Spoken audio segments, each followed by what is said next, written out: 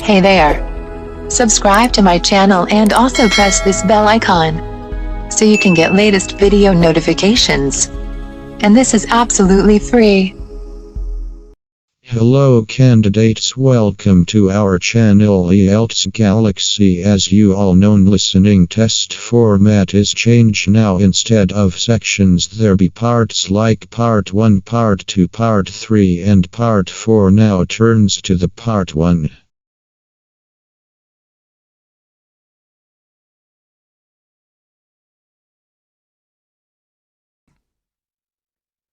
You will hear part of an introductory talk on nutrition. In the exam, you will have 20 seconds to look at questions 1 to 4. Listen carefully and answer questions 1 to 4. Good afternoon. Many people in the Western world eat the wrong food, and they eat far too much of it. So, the topic of my lecture today is healthy eating. I'll divide my talk into 3 parts. Firstly, I'm going to define what I mean by healthy eating. After that, I'll go on to talk about why people don't eat properly. And then I'll finish my lecture with some ideas for improving the situation. Right. So, what do I mean by healthy eating? Well, some people might think it means eating a lot of meat. Of course, vegetarians wouldn't agree with this. They think eating meat is very unhealthy. Other people think that eating a lot of cabbage is good for you, or a lot of salad. Well, naturally, cabbage, salad and meat can all be part of healthy eating. But for me, healthy eating means 2 things. One is eating a balanced diet, and the other is eating the right amount of food. In my opinion, a balanced diet means eating a variety of foods, including meat, vegetables, fruit, cereals, and dairy foods. Obviously, the amount of food we should eat is more difficult to decide. It depends a lot on how active we are. Before you hear the rest of the talk, in the exam you will have 20 seconds to look at questions 5 to 7.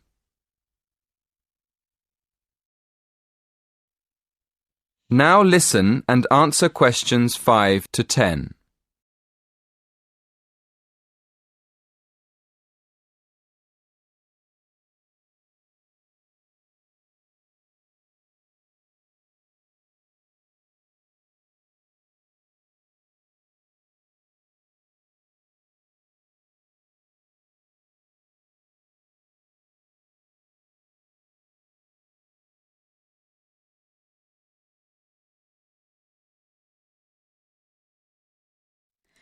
Now on to my next point. Why do so many people eat badly? Well, let's look first at having a balanced diet. To have a balanced diet, you have to plan your meals in advance and then buy the right food. And then take time to cook it properly. But these days people are so busy working that they don't have time to go shopping. So they end up buying fast food at the last minute. Another reason people don't eat well nowadays is that it's actually cheaper to buy food already prepared in a packet. So, people who haven't got much money will buy packet food rather than cook something fresh. And a final reason why people don't eat healthily is that they don't know how to.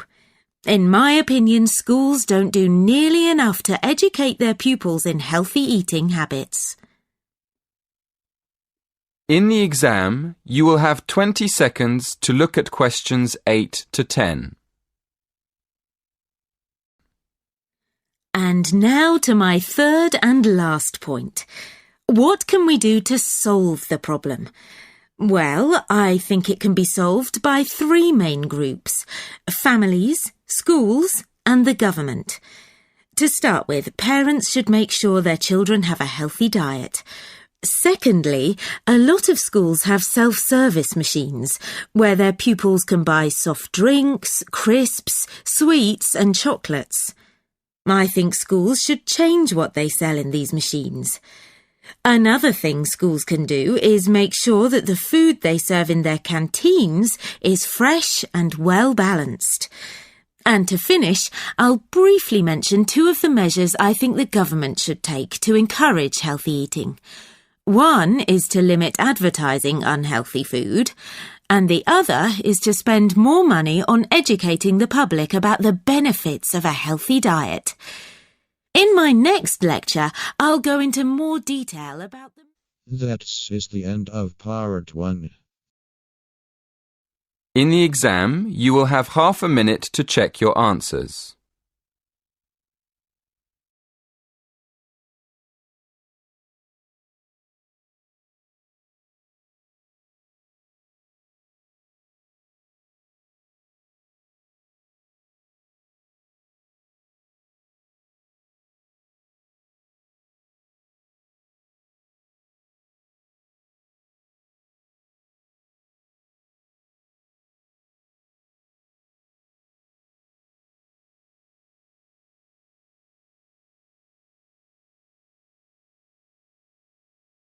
Now turns to the part 2. You will hear Inspector Jack Dunn talking about international driver's licenses at an information session for international travellers. As you listen to the first part of the talk, answer questions 11 to 16. Before you listen, look at questions 11 to 16.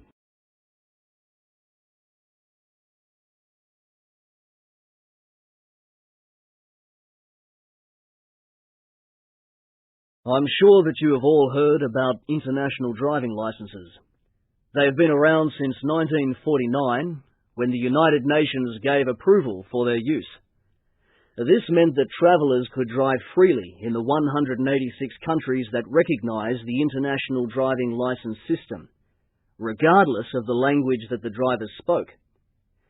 The only conditions were that the driver had to already hold a driving licence in their home country, and they had to be at least 18 years of age. International driver's licenses are well recognised. After all, they've been in use for over 50 years. To break the language barrier, the licence is printed in 11 different languages, but the last page of the booklet is always in French. As I said, it is a booklet about the size of a passport, 10.8 by 15.25 centimetres to be exact. So it is easy to carry with your travel documents. It's not too thick or heavy either, only 17 pages. All of the pages are coloured white, but the cover of the licence is grey. It is a useful form of identification when you travel because it includes a passport-sized photograph and the driver's signature. The International Driver's Licence can only be purchased from authorised travel associations in different countries, but it can also be ordered on the internet. The cost, of course, varies from country to country, and for the term or the duration of the licence. For example, a 1-year licence might cost approximately $40, whereas a 3-year licence costs double that. A 5-year licence will set you back about $100. Before the final part of the talk, look at questions 17 to 20.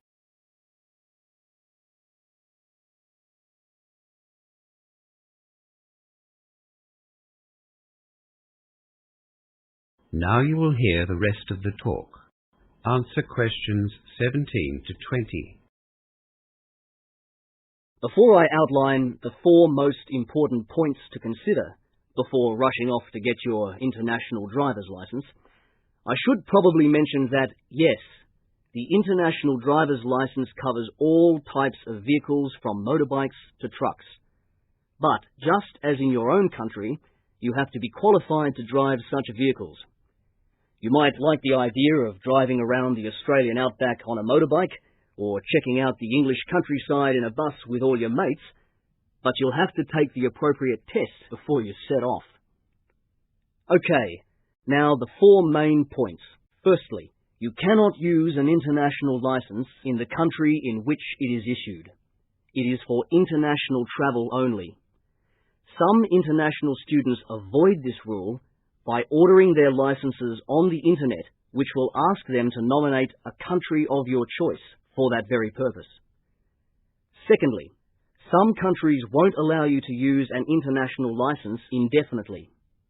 In Australia, for example, you can only use the international license for a year. After that, you must get an Australian driving license. Other countries aren't as strict as that. Thirdly, drivers on international licenses must abide by the road rules in the country that they are visiting. If you are caught breaking those road rules, you will have to pay the penalty, usually a fine. And if you are the cause of an accident, expect to pay for any damages that you are responsible for. Holding an international driver's license does not give you the right to be reckless. And yes, if you have been suspended or banned from driving in your own country, the same rules apply with an international driver's license. You must have an existing driver's license to apply for an international driver's license. Some police will, in fact, want to see both your international license and your own driver's license, so carry both licenses with you to save wasting valuable time. Finally, you don't have to take another driving test to get an international driver's license.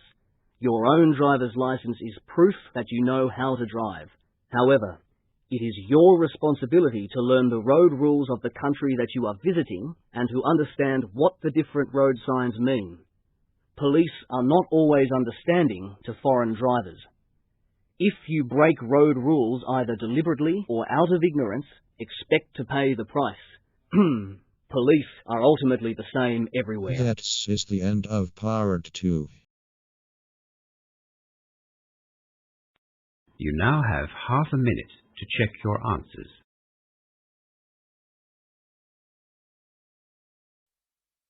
Now turns to the part 3. You will hear a conversation between two students working on a presentation.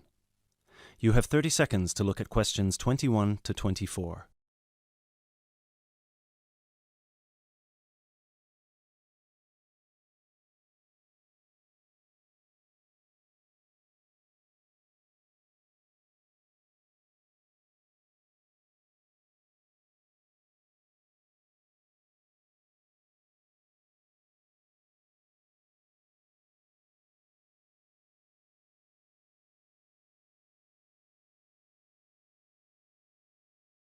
Hey Chris, thanks for coming. Are you ready to practice our presentation for tomorrow? Yeah, just give me a moment to switch on my laptop. There we go.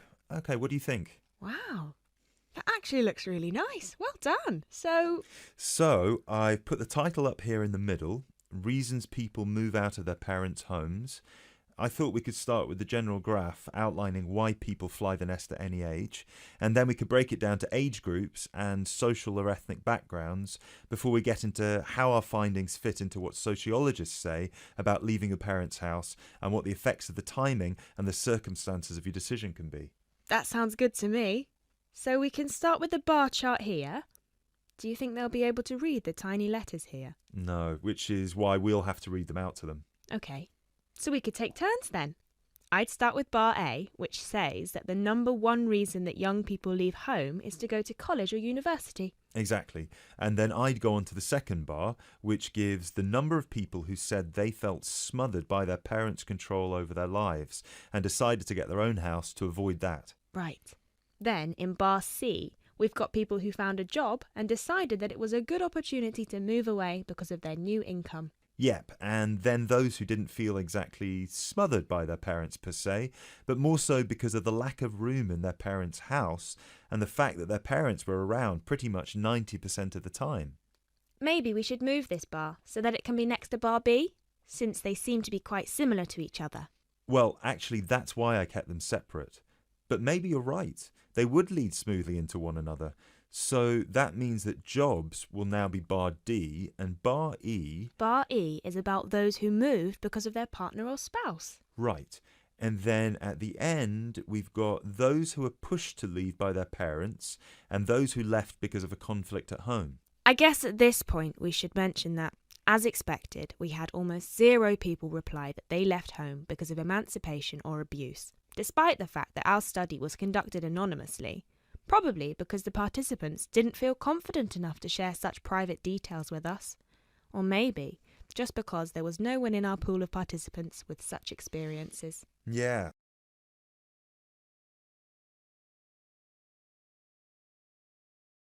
You now have 30 seconds to look at questions 25 to 29.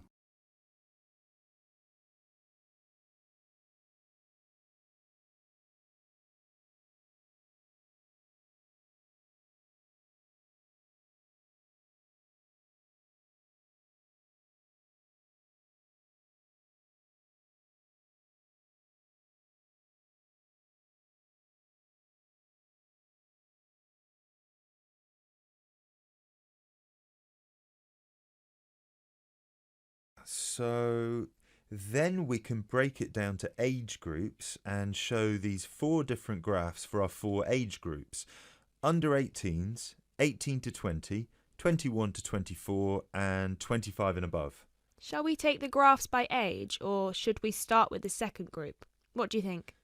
Because we haven't got that much data on under 18s, and starting with 25 and above would also feel a bit strange to me, seeing as it was our second smallest group, and most participants were between 18 and 24 when they moved out of their parents' home.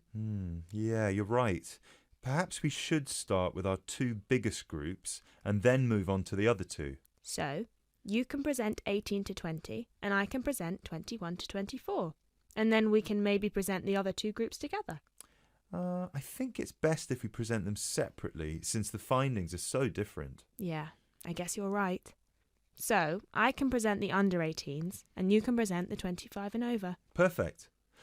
Or, wait, should we do it the other way round, so it flows more naturally? Yeah, sure. And then we can include a brief note at the end for those who haven't moved out yet. Yeah, great.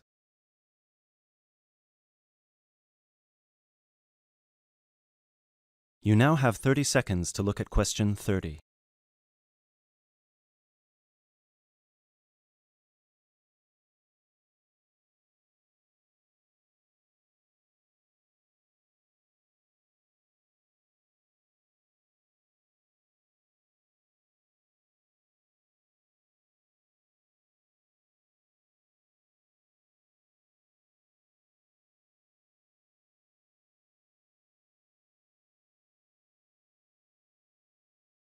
Excellent.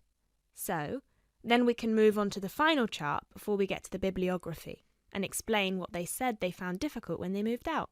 Yeah, so we can say the biggest issue for everyone was finding a place to live, especially for those who didn't have a guarantor or didn't live in a student hall of residence. Yes, and that 30% of the participants also experienced some financial problems in the beginning, with bills and rent and food and everything. Right. Then an even larger number reported that they didn't expect to miss their family that much, but ended up visiting their parents' home often just to see them and spend some time with them. Although, we should probably cut that number down a notch to exclude those who went back home just so their parents could cook and do their laundry for them. Yeah, sure. Anyway, then we should finish off with the final issue, which was flatmates. Oh yeah, so we should say that a whopping 67% complained about the people they had to live with, and that they were often dirty and inconsiderate. Right. Great. So then we can move on to how our findings fit into...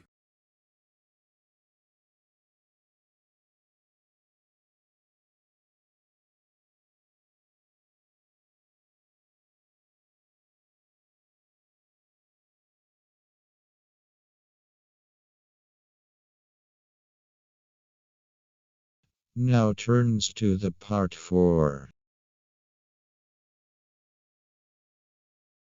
You are going to hear a lecture about the geographic information about Australia. You now have some time to read questions 31 to 40.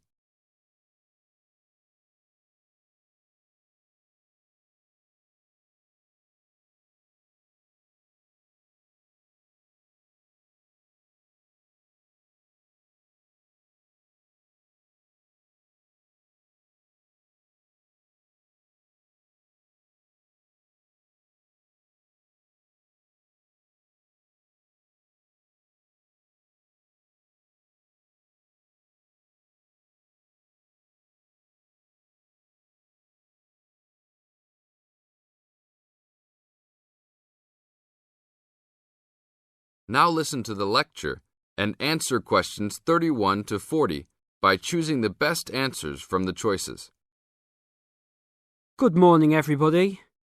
We'll continue to look at Australia, and today look at one of its greatest natural challenges, water for the agricultural sector. As the only nation to occupy an entire continent, Australia has a unique environment, with much of it very flat and dry. One notable feature of the Australian continent is that it is the lowest of the continents. The average elevation is less than 300 metres, compared with the world's mean of 700 metres, and its highest mountain is only 2,228 metres, so it is overall a very flat country. It is also dry. In fact, Australia is the driest, after Antarctica, of the continents. Yet Australia has extremes of climate and topography. There are rainforests and vast plains in the north, snowfields in the southeast, deserts in the centre, and fertile croplands in the east, south, and southwest. And Australia contains some of the wettest areas on Earth.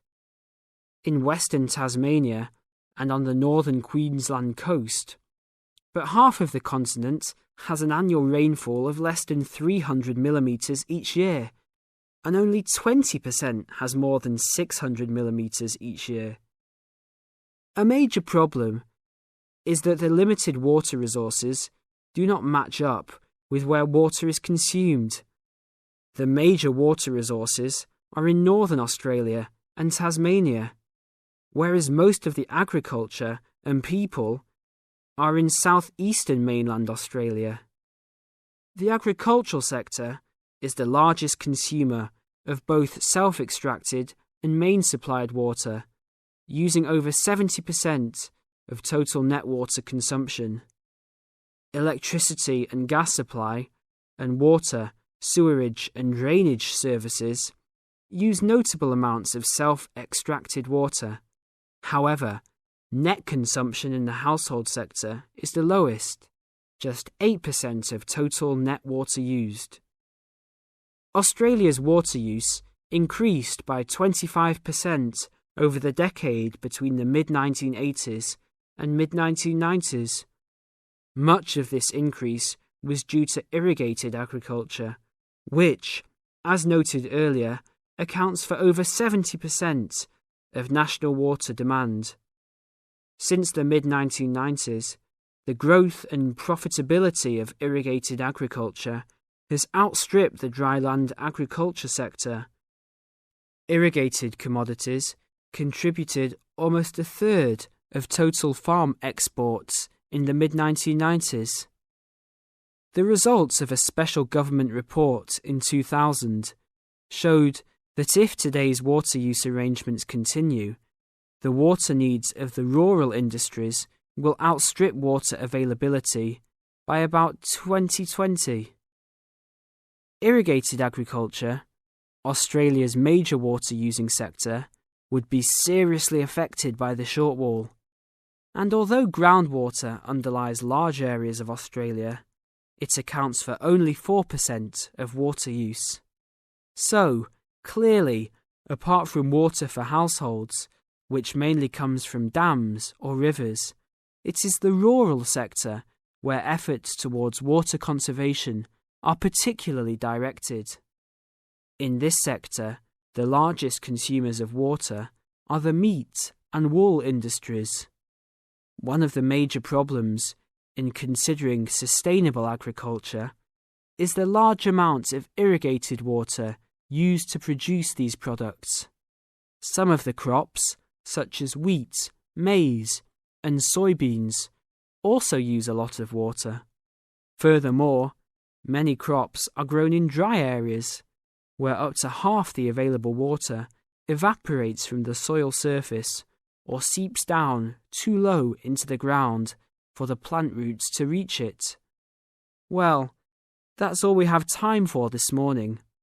You will be able to do further study on this topic in the library, and I have a handout here with references for those who want to come out to the front to collect it. Next week, we'll look at outback farming and... That is the end of part 4. You now have half a minute to check your answers.